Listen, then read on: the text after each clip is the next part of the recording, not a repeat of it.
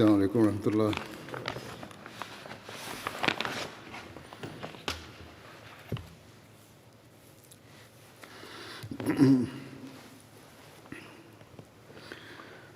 أشهد أن لا إله إلا الله وحده لا شريك له وأشهد أن محمدا عبده ورسوله أما بعد فأعوذ بالله من الشيطان الرجيم بسم الله الرحمن الرحيم الحمد لله رب العالمين الرحمن الرحيم مالك يوم الدين إياك نعبد وإياك نستعين اهدنا الصراط المستقيم صراط الذين أنعمت عليهم غير المغضوب عليهم ولا الضالين. आजकल हम हज़रत उमर रज़ियल्लाहु अन्हु J'évoquais ces jours-ci le calife Omar radhiyallahu anhu dans mes sermons ज़माने में जो बात जंगें हुई थीं उनका जिक्र हो रहा था. et j'évoquais aussi les batailles qui ont eu lieu au cours de son califat. जंग बुऐब जंग कहलाती J'évoquerai d'autres détails à ce propos है aujourd'hui. हिजरी में और ये बाज़ मौरख़ीन के नज़दीक 16 हिजरी में हुई. La bataille de Bouaïb, selon certains historiens, a eu lieu en l'an 13 de l'Hégire ou en l'an 18 de l'Hégire, selon d'autres historiens. हज़रत मुसन्ना ने हज़रत उमर को जंग के Après la défaite des musulmans lors de la bataille de Jisr que j'avais évoquée dans le précédent sermon, Muthanna avait informé le calife radhiyallahu anhu à propos de la situation de la campagne. जहाँ है वहीं ठहरा रहे. Le calife Omar a dit aux messagers: retourne chez tes compagnons et dis-leur de rester sur place जंग में et que les renforts sont en cours de route. आपने तमाम अरब में खतीब La défaite des musulmans lors de la bataille de Jisr avait fort attristé le calife Omar radhiyallahu anhu. Il a envoyé des prédicateurs dans toute l'Arabie qui, par leurs discours enflammés, ont attisé tout le pays. Les tribus arabes se sont présentées en vague pour participer dans cette bataille nationale. के ईसाई कबाइल भी थे. Parmi elles se trouvaient aussi des tribus chrétiennes. Il n'y avait pas uniquement des tribus musulmanes, mais aussi des tribus chrétiennes. Le calife Omar a envoyé une armée vers l'Irak et Muthanna avait également réuni une armée sur la frontière de ce pays. उसने मेहरान के हमरा एक लश्कर मुसलमानों के मुकाबले के लिए Lorsque Rustum a su, il a envoyé une armée avec Mehran pour partir combattre les musulmans. फासले पर Hira est une ville située à 5 km de Koufa उसके करीब बुऐब ये बुऐब जो है ये भी कूफा के et la rivière Bouaib est tributaire du fleuve l'Euphrate इस मुकाम पर et les deux belligérants se sont mis en rang en ce lieu. ये जंग Ramzan Cette bataille a eu lieu au cours du mois de Ramadan. को शहरवाद हुआ था. La ville de Koufa a été établie dans la région. हम दरिया अबूर करके आए या तुम आओगे.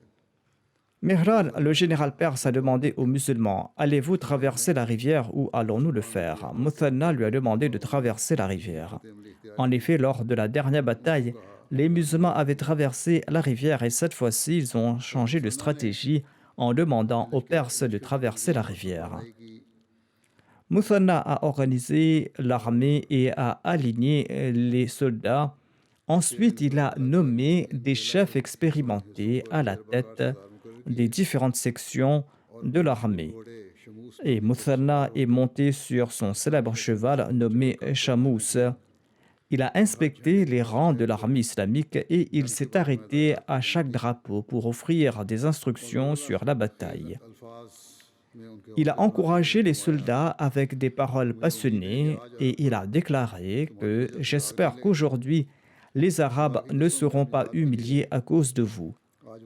Par Dieu, j'aime pour moi aujourd'hui ce que j'aime pour l'homme ordinaire parmi vous. C'est-à-dire que vous et moi, nous sommes égaux.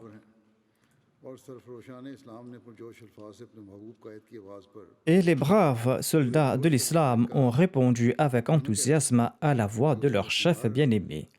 Pourquoi n'en serait-il pas ainsi quand il les avait toujours traités très équitablement et les avait accompagnés à la fois dans leurs moments de bonheur comme dans leurs moments de malheur, et personne ne pouvait accuser Muthanna de quoi que ce soit. Muthanna a dit aux soldats, « Je lancerai 3 takbirs. Préparez-vous et attaquez l'ennemi dès que vous entendrez le 4e takbir. » Lorsque Muthanna a lancé le takbir pour la première fois, l'armée persane a attaqué rapidement. Par conséquent, les musulmans se sont également dépêchés et après le premier takbir, les membres de la tribu Banu Ajal ont quitté leur rang pour se battre contre les Persans. Ainsi, les rangs musulmans ont été rompus. Muthanna a envoyé un message par l'entremise de quelqu'un. Son message disait que l'émir de l'armée vous envoie ses salutations et vous demande de ne pas déshonorer les musulmans aujourd'hui. Après cela, la tribu qui avait lancé la charge s'est maîtrisée. Ensuite, après une bataille acharnée, il y a eu une bousculade parmi les Perses. Et le nombre de Perses tués dans cette bataille est estimé à 100 000.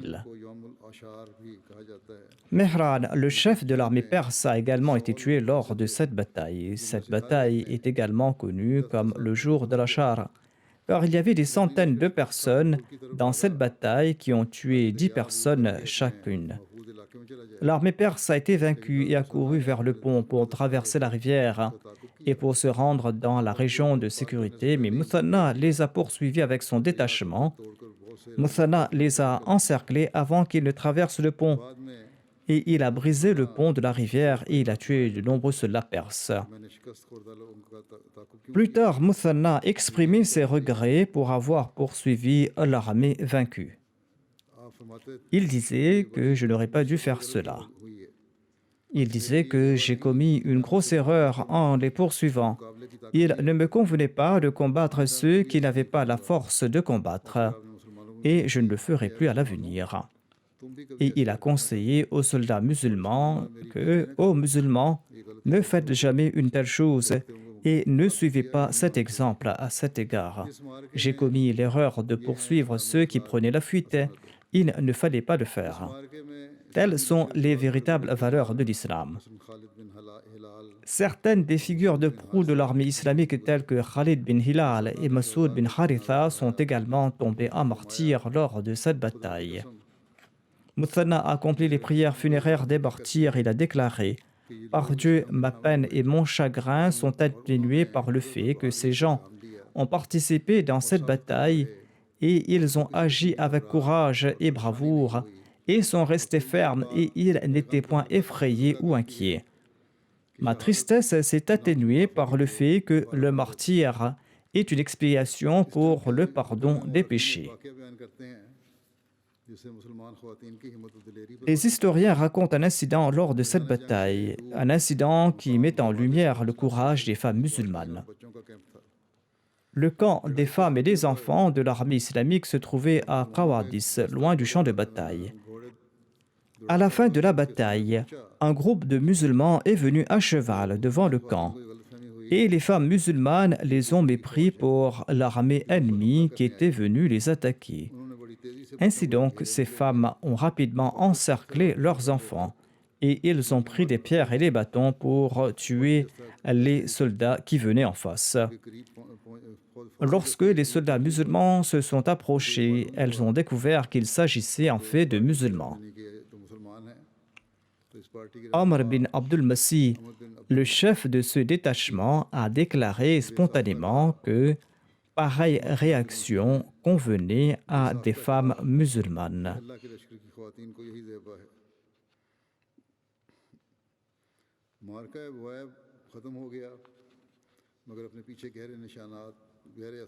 La bataille de Bouaib était terminée, mais avait laissé des effets profonds. La campagne islamique en terre persane n'avait jamais fait autant de victimes. L'effet de cette bataille était de renforcer la mainmise des musulmans de la plupart des régions de l'Irak. Ils ont occupé Sawad et Irak jusqu'au Tigre et après des escarmouches mineures, les musulmans ont repris le contrôle des zones environnantes. L'armée persane en fuite s'est réfugiée de l'autre côté du Tigre. Et après cette victoire, les musulmans se sont répandus dans différentes parties de l'Irak. La bataille d'Al-Qadisiyah a eu lieu en l'an 14 de l'Hégire. Qadisiyah est un endroit dans l'Irak actuel. C'est un lieu qui se situe à 75 km de Koufa. Lors du califat de Omar en l'an 14 de l'Hégire, il y a eu une bataille décisive entre les musulmans et les Perses à Qadisiyah, suite à laquelle l'empire perse est passé sous le contrôle des musulmans. Quand le peuple de la Perse fut au courant des actes des musulmans, ils ont dit à Rustum et à Ferozan, leurs deux chefs, que vos disputes ont affaibli l'empire perse et ils ont élevé le moral de l'ennemi. Si cette situation perdure, la Perse sera détruite, car il ne demeure que Bagdad, Sabat, qui se situe tout près de Badaïn, et Tikrit, une ville située à 175 km de Bagdad, entre Bagdad et Mossoul. Et Madaïn est l'unique ville intacte. Si vous tous deux, vous n'allez pas vous réconcilier, nous allons tout d'abord vous tuer, ensuite nous allons mourir en trouvant la paix, c'est-à-dire que nous allons nous battre à votre place. Rustum et Ferozan ont déposé Boran, le roi perse, et ont installé Yazdjar à sa place, Yazdjar qui avait 21 ans. Tous les forts et les casernes militaires ont été fortifiés. Quand Muthanna a informé le calife Omar à propos des activités du peuple persan, le calife Omar a déclaré « Par Dieu, je ferai rivaliser les rois des non-arabes avec les chefs et les rois des arabes. » Ainsi donc, le calife Omar a envoyé des nobles et des prédicateurs et des poètes pour la confrontation et il a ordonné à Muthanna de quitter la région des Perses et de se rendre dans les zones limitrophes proches de leurs frontières respectives. Il a également ordonné d'inclure les tribus Rabia et Mazhar dans son armée. Omar a envoyé des émissaires dans toute l'Arabie et il a dit aux chefs et aux dirigeants de se rassembler à la Mecque. Étant donné que le Hajj approchait, Omar est parti pour accomplir le pèlerinage. Les tribus arabes se sont rassemblées de toutes parts de l'Arabie pour le pèlerinage. À son retour du Hajj, une grande armée était rassemblée à Médine. Omar a pris lui-même le commandement de cette armée et après avoir nommé Ali comme émir de Médine, il est parti et il a campé à Sirar, Sirar qui est une source à 5 km de Médine. On dit qu'Omar lui-même n'avait pas encore pris de décision définitive de partir au front. Il était parti avec une armée, mais il n'avait pas décidé s'il irait lui-même ou s'il nommerait quelqu'un d'autre commandant à sa place. Selon les chroniques de Tabri, Omar a consulté le peuple et tous lui ont conseillé de se rendre en Perse. Ils lui ont dit « Prenez toute l'armée sous votre commandement ». Le calife Omar n'avait consulté personne jusqu'à ce qu'il vienne à Sirar. Mais Abdurrahman bin Auf était de ceux qui l'ont empêché de partir au front. Les autres lui ont dit qu'il pouvait partir avec l'armée, mais Abdurrahman l'en a empêché. Abdurrahman a déclaré « Avant aujourd'hui, je n'ai sacrifié mes parents qu'au nom du saint prophète Mohammed, paix soit lui, et personne d'autre. D'ailleurs, je ne le ferai jamais après lui. Mais aujourd'hui, j'annonce ceci. Que mes parents soient sacrifiés pour vous au calife. Laissez-moi la décision finale de cette affaire. » Et Abdurrahman lui a conseillé de s'arrêter à Sirar et d'envoyer une grande armée de cette région. Ensuite, Abdurrahman lui a dit, vous avez vu depuis le début jusqu'à maintenant ce qu'Allah a décidé pour vos armées. Si votre armée est vaincue, ce ne sera pas comme votre défaite. Si vous êtes tué ou vaincu au début, je crains que les musulmans ne puissent jamais réciter le takbir ou offrir le témoignage La ilaha illallah.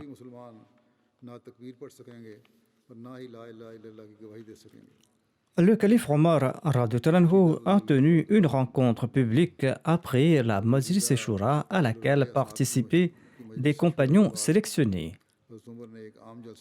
Et lors de cette rencontre, le calife Omar radhiyallahu anhu a déclaré que Allah le Tout-Puissant a uni les gens dans l'islam et Allah a créé de l'amour les uns pour les autres dans leur cœur. L'islam a fait de chacun un frère et la condition mutuelle des musulmans est comme un corps. Si une partie du corps souffre, tout le corps le ressent. Par conséquent, il est important que les musulmans décident de leurs affaires par consultation mutuelle, en particulier avec l'avis de personnes sensées. Et il est important que les gens suivent et obéissent à tout ce qu'ils décident d'un commun accord. Les émirs doivent faire accepter par la population les opinions des gens avisés sur le sort de la population elle-même et sur leur stratégie de guerre. Le calife Omar a déclaré aux gens « Je souhaitais être des vôtres comme l'un d'entre vous lors de cette bataille, et je souhaitais participer à la bataille comme vous, mais vos membres avisés m'en ont empêché. C'est pourquoi j'ai décidé de ne pas partir en personne et d'envoyer quelqu'un d'autre à ma place. » À cette époque, le calife Omar radhiyallahu anhu cherchait quelqu'un pour l'envoyer au front avec cette armée.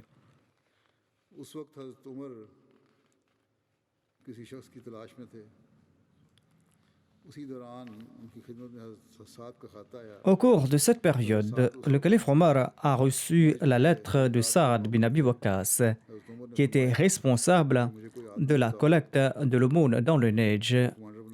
Omar a déclaré « Suggérez-moi quelqu'un pour prendre la tête de cette armée. »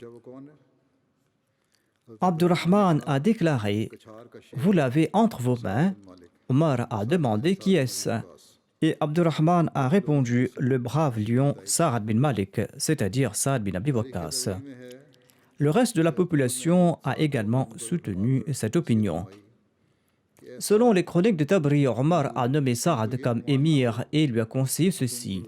Il a dit « Ô Saad, ne t'enorgueillis pas du fait qu'on t'appelle l'oncle et le compagnon du saint prophète Mohammed soit lui, car Allah n'éradique pas le mal par le mal, mais Allah enlève le mal par le bien.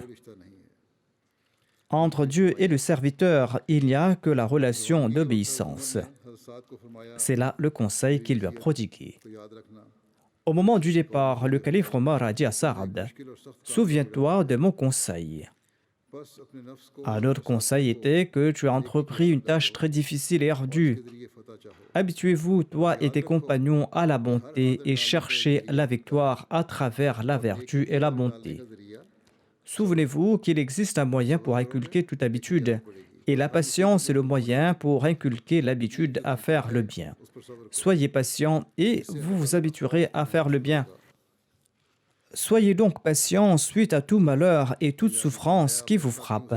Cela insufflera en vous la crainte d'Allah. Ensuite, il a déclaré « Prends tes compagnons musulmans et marchez vers Shiraf, vers la Perse. Shiraf est une source d'eau dans le Neige. » L'armée était rassemblée là-bas et Omar leur a conseillé de partir de là. Il leur a dit « Placez votre confiance en Allah et cherchez son aide dans toutes vos affaires. Rappelez-vous que vous partez combattre une nation nombreuse. Ils disposent d'un équipement abondant. Militairement, ils sont très puissants et ils vont vous combattre dans une zone difficile et bien protégée, quoiqu'elle est très bonne en raison de sa fertilité et de son système d'irrigation. Ne soyez pas victime de leur tromperie, car ils sont très rusés et trompeurs. Et quand vous arriverez à Qadsiya, placez-vous au bout de la région montagneuse et au début des plaines. Restez là et ne bougez pas de là. Il leur a également indiqué l'endroit où ils devaient se placer. Et lorsque l'ennemi aura connaissance à propos de votre arrivée, tout enragé, il va vous attaquer avec toute sa cavalerie, avec son infanterie et de toutes ses forces. Si vous restez ferme face à l'ennemi, et si vous vous battez pour mériter la récompense de Dieu, et si vos intentions sont bonnes, j'espère que vous allez les surmonter, et ils ne pourront jamais vous combattre de cette manière. Et même s'ils le font à l'avenir, leurs cœurs n'y seront pas. Ils combattront les cœurs effrayés.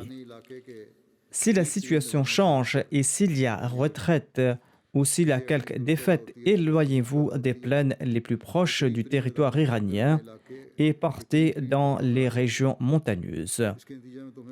Vous aurez plus de courage dans votre région et vous y serez plus familier. Les Perses auront peur dans votre région et ils ne connaîtront pas cette région. Demeurez là-bas jusqu'à ce que Dieu vous accorde la victoire contre eux. Ainsi donc, le calife Omar était sûr et certain que la victoire était inévitable pour les musulmans. Et même s'il y a un revers temporaire, la victoire finale sera celle des musulmans. Les mouvements de cette armée étaient conformes aux ordres détaillés du calife Omar, qui était à Médine. Et le chroniqueur Tabri écrit ceci. Le calife Omar avait également fixé la date du départ de l'armée de Shraf et il avait également ordonné qu'après avoir atteint Qadsiya, l'armée devait se stationner entre les lieux d'Uzayb al-Hajanat et d'Uzayb al-Qawadis et l'armée devait s'étendre de l'est à l'ouest. Uzayb est un point d'eau entre Qadsiya et Marissa. Elle est située à 6 km de Qadsiya et à 50 km de Marissa. Grâce à la lettre du calife Omar envoyée à Saad bin Abi Waqqas, l'on déduit qu'il existait deux Uzayb dans la région.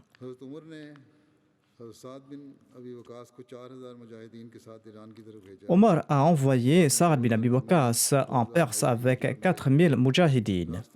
Plus tard, 2000 Yéménites et 2000 Najdi se sont également joints à lui. En cours de route, 3000 hommes des Banu Assad se sont joints à lui et Assash bin Kaif Kindi s'est joint à lui avec 700 soldats yéménites. Ainsi donc, le nombre de soldats musulmans a progressivement augmenté pour atteindre plus de 30 000. L'on peut comprendre l'importance de cette armée du fait que cette armée comptait 99 compagnons qui avaient rejoint le saint prophète Mohammed à lui lors de la bataille de Badr. Tabri en a mentionné plus de 70. Plus de 310 étaient de ceux qui ont eu le privilège d'être en compagnie du saint prophète Mohammed à lui, depuis le début de l'islam jusqu'au serment d'allégeance de Ridwan. Et il y avait 300 compagnons qui avaient participé à la conquête de la Mecque.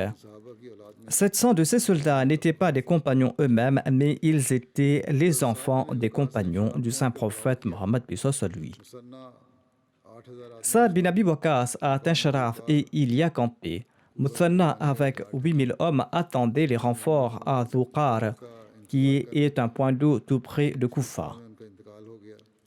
Il attendait le renfort des musulmans et il est décédé au cours de cette période. Il avait nommé Bashir bin Khassasiya comme son successeur. Ainsi donc, Muthanna est mort là-bas. En atteignant Sharaf, Saad a envoyé Omar des détails sur la formation de l'armée.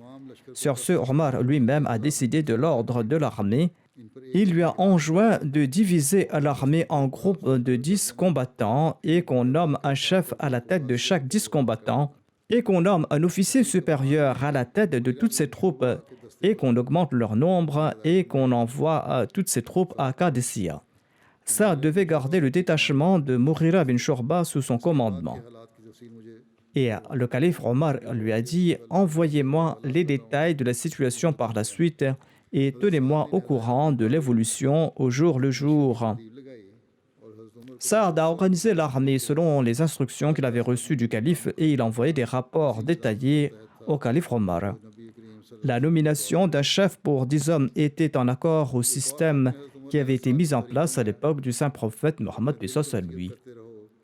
Dans une autre lettre, le calife Omar a dit à Saad, continue à conseiller ton cœur et à prêcher ton armée et à conseiller ton armée. Soyez patient, car la récompense de Dieu est reçue selon l'intention. Sois très prudent concernant la responsabilité qui t'a été confiée, concernant la tâche que vous allez accomplir. Soyez très prudent et demandez la protection de Dieu et récitez fréquemment la prière La hawla wa la quwwata illa billah. Informez-moi par écrit où se trouve votre armée et qui a été nommé commandant de l'armée ennemie, car je ne peux pas vous donner certaines directives en raison du manque d'informations à votre sujet et à propos de votre ennemi. Envoyez-moi toutes les données, ensuite je vous donnerai plus d'instructions. Décrivez-moi les détails des scènes de l'armée musulmane et l'état de la zone entre vous et la capitale perse Madaïn, de telle manière à ce que je puisse le voir de mes propres yeux. C'est-à-dire, consignez tous les détails et envoyez-moi tous ces détails. Expliquez-moi en détail votre situation. Craignez Allah et placez votre espoir en Dieu et comptez sur lui dans l'accomplissement de vos œuvres. Craignez qu'Allah ne vous enlève et qu'il ne vous remplace par d'autres pour accomplir cette tâche. C'est-à-dire que vous devriez toujours craindre Dieu. Dieu n'a pas signé de contrat avec vous. Si vous n'assumez pas cette responsabilité, il va vous enlever cette tâche et il va apporter quelqu'un d'autre pour effectuer ce travail. De toute manière, cette tâche va se faire. En arrivant à Qadsiya, Saad a envoyé à Omar un compte-rendu détaillé de la formation de son armée et des 4 frontières. Omar lui a répondu « Demeurez à votre place jusqu'à ce que l'ennemi vous attaque. Si l'ennemi est vaincu, eh bien avancez jusqu'à Madaïn. »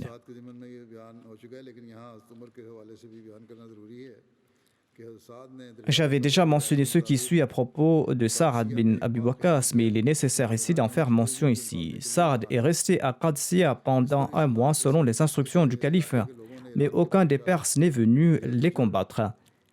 Les habitants de la région ont écrit une lettre au roi Yazdjad de la Perse en disant que les Arabes sont à Qadsiya depuis un certain temps et vous n'avez rien fait pour les repousser. Les Arabes ont détruit la zone jusqu'à l'Euphrate et ils ont pillé le bétail. Si l'aide ne vient pas, nous allons tout leur remettre. Après avoir reçu cette lettre, Yazdjad a appelé Rustam. Celui-ci évitait de participer à la bataille avec des excuses et il a conseillé à Jalinus de nommer un commandant de l'armée à sa place. Mais les excuses de Rustam n'ont pas tenu la route face au roi et il a dû partir avec l'armée. Le calife Omar a écrit à Saad. Il lui a dit « Envoie à Rustam des gens d'influence et des gens intelligents et courageux pour l'inviter vers l'islam. » Il ne faut pas commencer à se battre, il faudra inviter l'ennemi vers l'islam. Allah fera de cette invitation une source d'humiliation pour eux et la cause de notre succès, a dit le calife. Et envoie-moi des lettres tous les jours. Sur ce, Saad a sélectionné 14 personnes estimées et les a envoyées comme émissaires à la cour du roi de Perse, Yazdjad, afin de l'inviter vers l'islam. Les musulmans étaient à cheval et ils portaient des manteaux et des fouets à la main.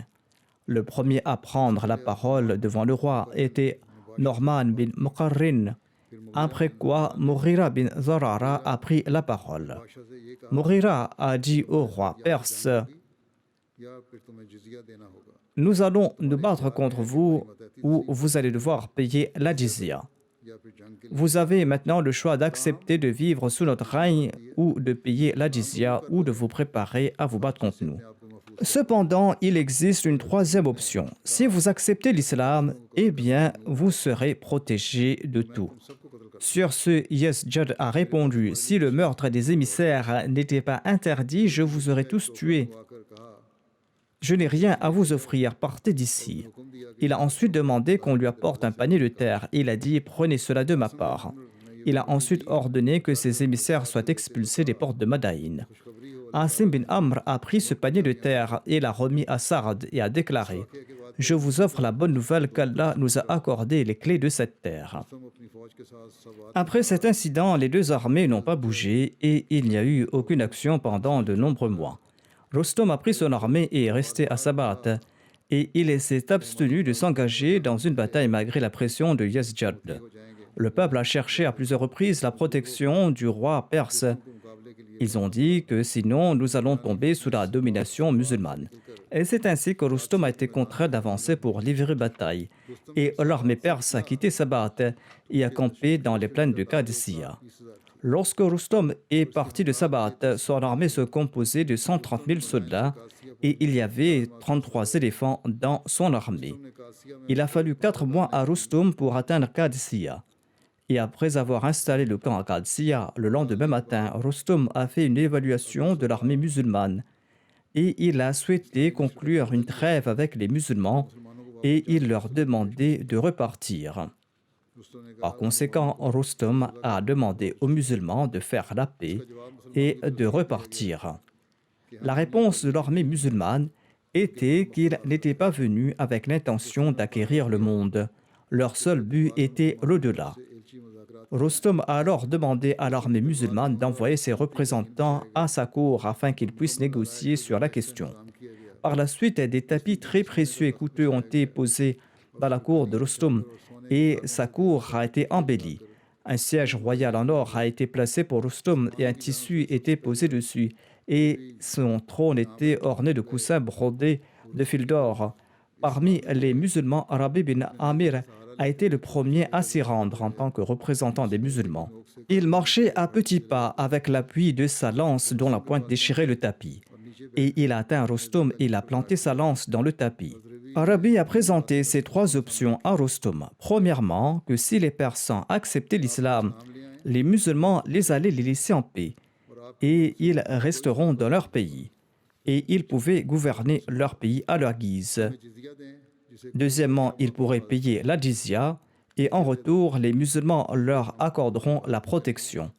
S'ils n'acceptent pas une de ces 2 options, ils vont devoir se battre contre les musulmans le 4e jour. L'émissaire musulman a en outre déclaré que les musulmans ne vont pas engager la bataille durant les 3 premiers jours. Mais si les Perses commençaient la bataille, eh bien, ils n'auraient pas d'autre choix que de répliquer. Le lendemain, Sa'd a envoyé Huzaifa bin Mihsan, qui a également présenté les mêmes 3 options que Rabi. Le 3e jour, Mughira bin Shurba s'est présenté à Rustom et à la fin de sa conversation, à l'instar de ses 2 compagnons, il a également mentionné les 3 options. Le fait d'accepter l'islam ou de payer la jizya ou de livrer la bataille. Sur ce, Rustom a déclaré: vous serez certainement détruits. Mughira a répondu: quiconque parmi nous les musulmans est tué ira au paradis et quiconque sera tué parmi vous ira en enfer. Et celui qui restera en vie parmi nous aura la victoire sur vous. Rustom est devenu furieux en entendant ces paroles. Il a déclaré: je jure par le soleil, demain le soleil ne serait même pas encore complètement levé, que nous aurons le dessus sur vous et nous allons vous détruire. Et après Mughira, Sa'd a envoyé d'autres musulmans sages à la cour de Rustom et ils sont tous revenus le soir même. Sa'd a demandé aux musulmans de se préparer pour la bataille et il a envoyé un message aux Perses qu'ils devaient traverser la rivière. Les musulmans avaient pris le contrôle du pont et toute la nuit, les Perses ont dû construire un pont sur la rivière Attique. En traversant le pont, Rustom a déclaré: demain, nous allons anéantir complètement les musulmans. En réponse, l'un de ses compagnons a déclaré: si Allah le souhaite. Peut-être qu'il croyait en Allah. Cependant, Rustom a répondu: même si Allah ne le souhaite pas, nous allons les détruire, qu'Allah nous en préserve. Les musulmans avaient préparé leur rang pour la bataille, mais Sa'd a développé un furoncle sur le corps et il souffrait de la sciatique. Par conséquent, il ne pouvait pas s'asseoir et il s'allongeait sur la poitrine. Un coussin était placé sous sa poitrine, de sorte qu'avec son aide, il pouvait regarder l'armée du haut du fort ou de la plateforme qui avait été construite au-dessus d'un arbre. Sa'd a nommé Khalid bin Afrata comme son adjoint, Saad s'est adressé aux musulmans et il les a encouragés à accomplir le djihad et il leur a rappelé la promesse de la victoire d'Allah. L'armée perse était au bord de la rivière Atik. Celle-ci s'écoule du fleuve l'Euphrate. L'armée musulmane était à côté du mur de Koudaïs et de la tranchée. Koudaïs est une zone à côté de Qadisiyah et elle est située à une distance d'1,5 km de la rivière Atik. 30 000 des soldats de l'armée perse s'étaient enchaînés les uns aux autres afin que personne ne puisse fuir le champ de bataille. Saad a demandé aux musulmans de réciter la sourate Al-Anfal. Après sa récitation, les musulmans se sont sentis sereins. Et après avoir offert la prière de Zohar, la bataille entre les musulmans et l'armée perse a commencé. L'armée perse a causé beaucoup de pertes aux musulmans. Asim a appelé des archers experts des Banu Tamim et il leur a ordonné d'attaquer ceux qui étaient montés sur les éléphants avec leurs flèches. Et il a également demandé à certains des braves fantassins d'aller à l'arrière des éléphants et de leur couper la selle. Par la suite, tous les éléphants avaient perdu leur selle et leurs cavaliers. Et la bataille a continué même après le coucher du soleil. Le premier jour, 500 musulmans de la tribu Banu Asad sont tombés en martyrs. Ce jour est connu sous le nom de Yawm Armas. Le lendemain matin, Saad a enterré tous les martyrs et il a envoyé les blessés aux femmes afin de les faire soigner. De plus, le lendemain, un renfort de l'armée musulmane a été reçu de la Syrie. Hashim bin Utba bin Abi Waqas était le commandant de ce renfort et le commandant du contingent de l'armée au front était Qaqa bin Amr. Qaqa a rapidement terminé le voyage et il a atteint l'armée en Irak au petit matin à Arwas. Qaqa avait très intelligemment divisé l'armée en groupes de 10 et chaque groupe était à une courte distance les uns des autres. Chaque groupe était composé de 10 soldats et ils rejoignaient progressivement l'armée musulmane les uns après les autres. À l'arrivée de chaque groupe, l'armée musulmane lançait le slogan Allahu Akbar. Et ainsi, il semblait que l'armée musulmane recevait continuellement des renforts. Qaqa lui-même était à l'avant de l'armée. Lorsqu'il a atteint l'armée musulmane, il a transmis ses salutations et il leur a annoncé la bonne nouvelle de l'arrivée de l'armée musulmane. Il a dit aux gens, faites comme moi. Ensuite, il est sorti et il a invité l'ennemi à un duel. En entendant son appel, Bahman Jazawiya s'est présenté et tous deux ont commencé à se battre et Qaqa l'a tué. Suite à la mort de Bahman Jazawiya et de l'arrivée du renfort, les musulmans étaient très heureux. Abu Bakr avait déclaré à propos de Qaqa qu'il n'est pas possible de vaincre une armée dans laquelle il y a des gens comme lui. Ce jour-là, l'armée perse n'a pas pu se battre avec ses éléphants, car leur selle avait été brisée la veille. Par conséquent, ils avaient passé toute la matinée à tenter de les réparer. D'autre part, les musulmans ont conçu un autre stratagème. Ils ont mis des vêtements sur leurs chameaux, couvrant tout leur corps et leur cou. Et ces chameaux ressemblaient à des éléphants. Et partout où ces chameaux passaient, les chevaux de l'armée perse commençaient à sauter de manière incontrôlable. Tout comme la veille, les chevaux des musulmans réagissaient en voyant les éléphants des Persans.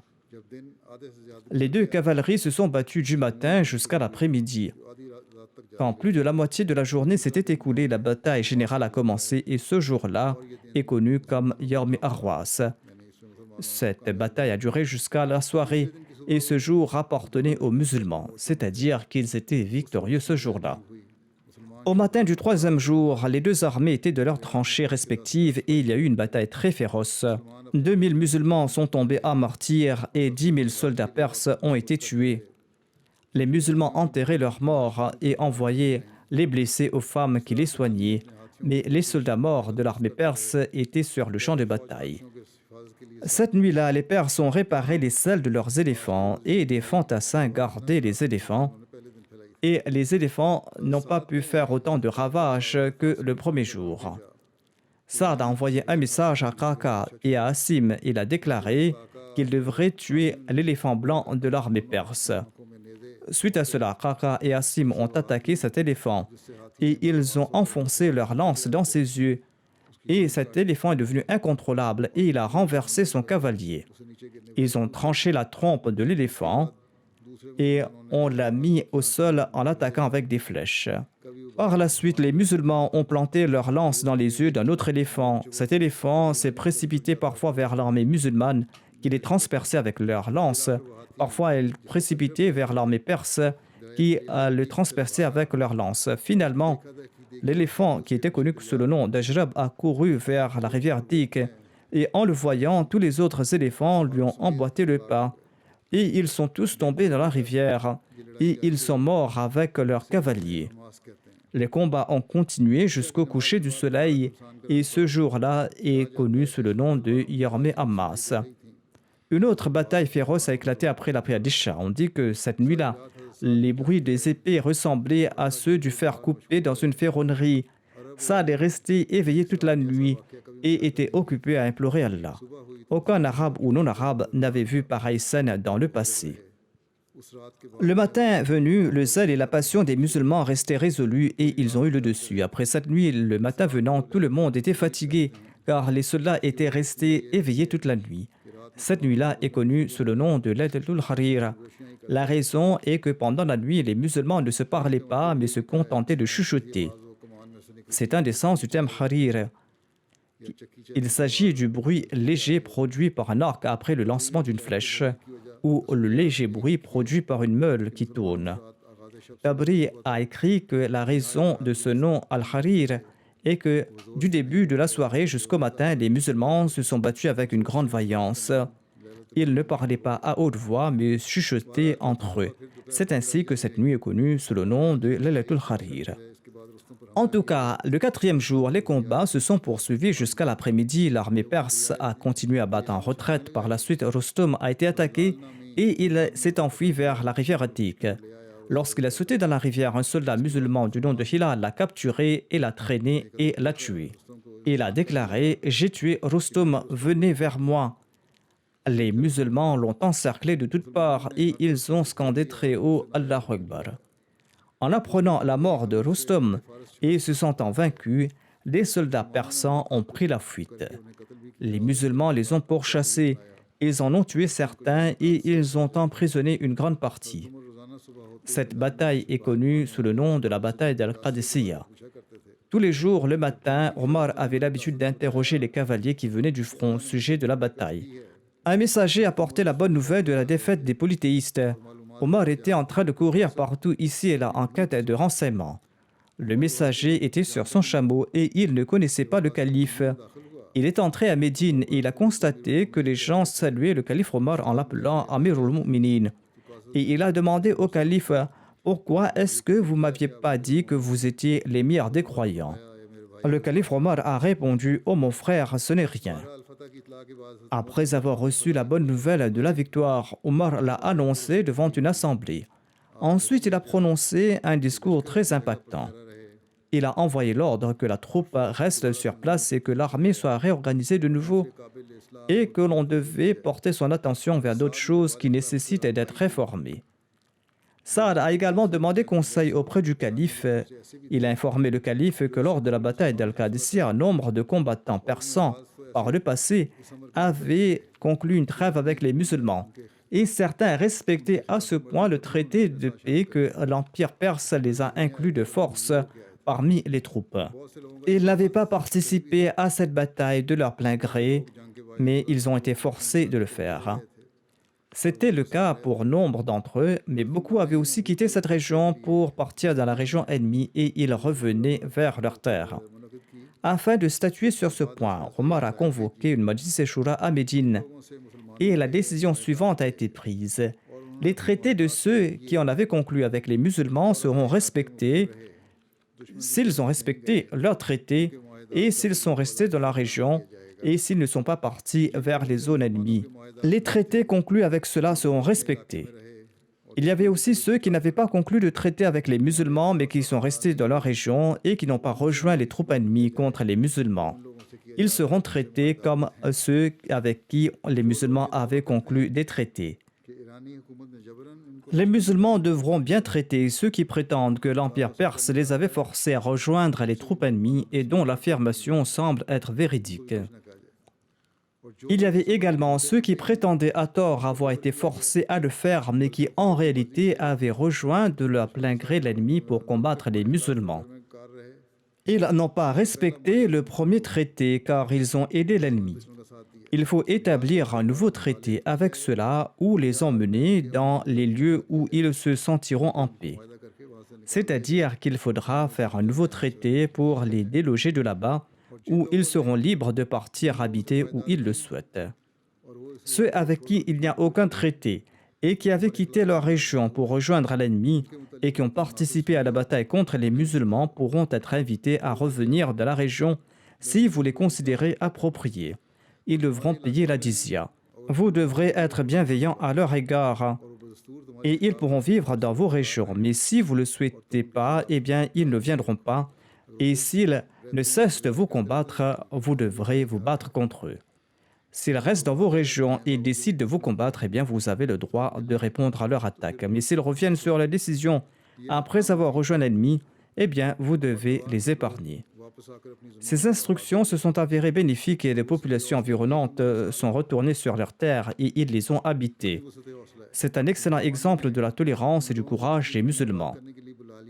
Ils ont invité même ceux qui, à un moment délicat, avaient ignoré ces traités et avaient rejoint l'ennemi.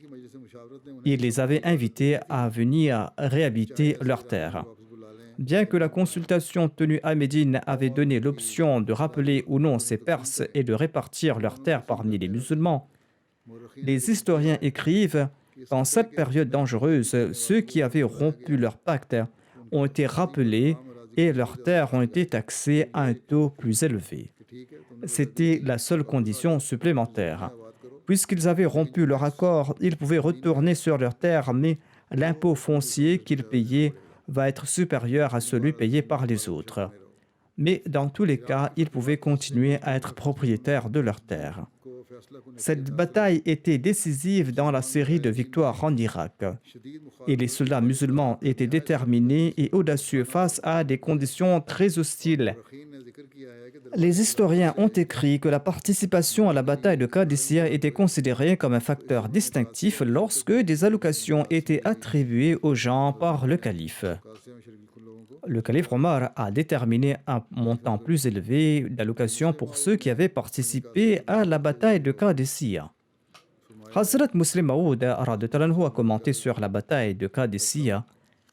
À l'époque de Omar, Yazjard, le petit-fils de Pervez le Khosroès, a été placé sur le trône. Par la suite, les Perses se sont préparés à une grande échelle afin de livrer combat contre les musulmans. Omar a envoyé une armée avec à sa tête Saad bin Abi Waqqas afin de les combattre. Saad a choisi Qadisiyah comme champ de bataille et il a envoyé la carte de la région au calife Omar. Celui-ci a apprécié l'endroit, mais il a écrit ceci. Avant d'engager la bataille, envoie une délégation chez le roi perse et invite-le vers l'islam.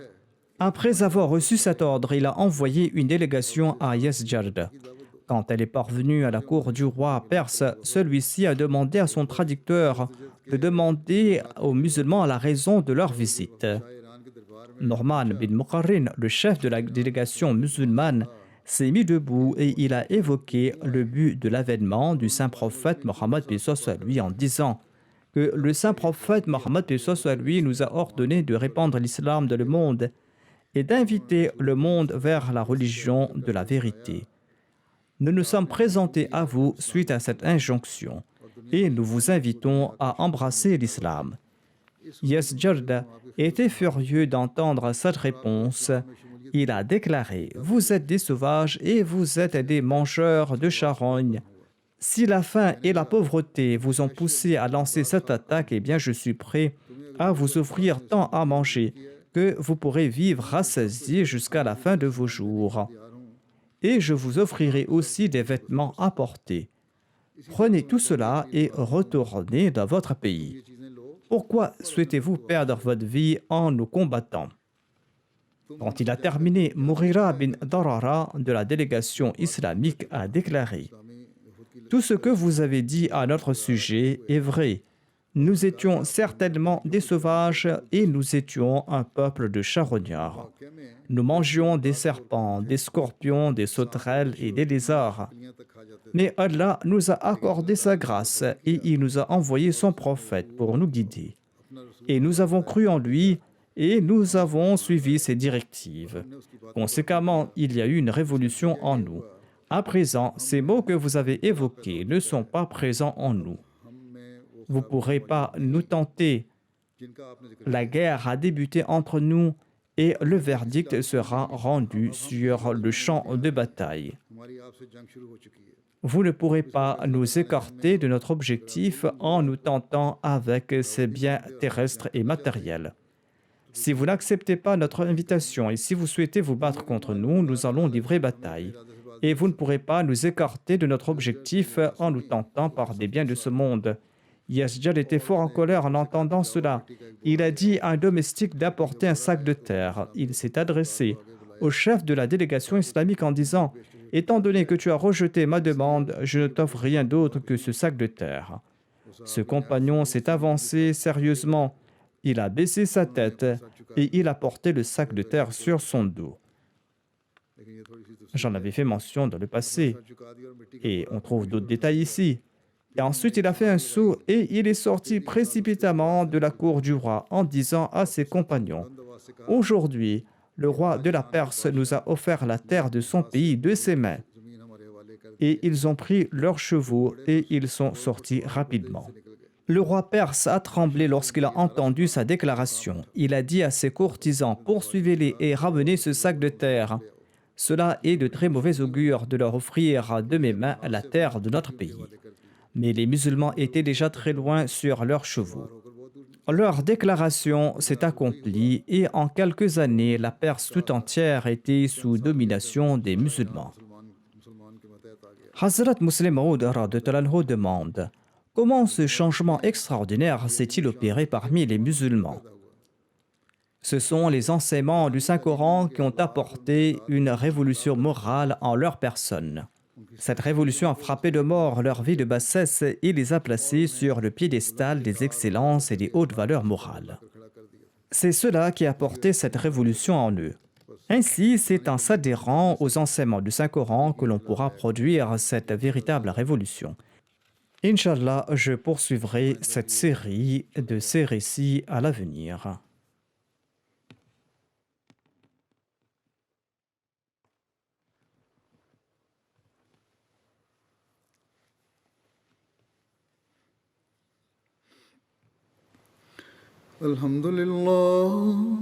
Alhamdulillah, nahmaduhu wa nasta'inuhu wa nastaghfiruh.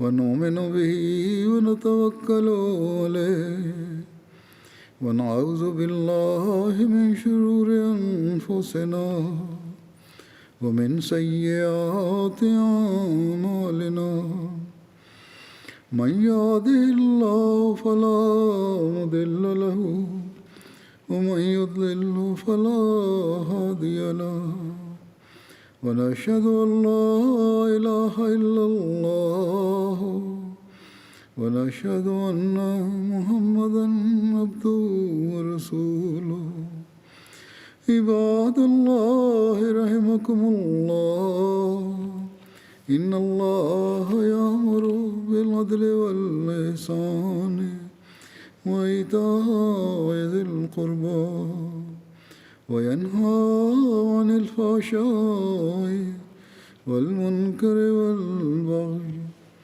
يعظكم لعلكم تذكرون اذكروا الله يذكركم وادعوه يستجب لكم ولذكر الله أكبر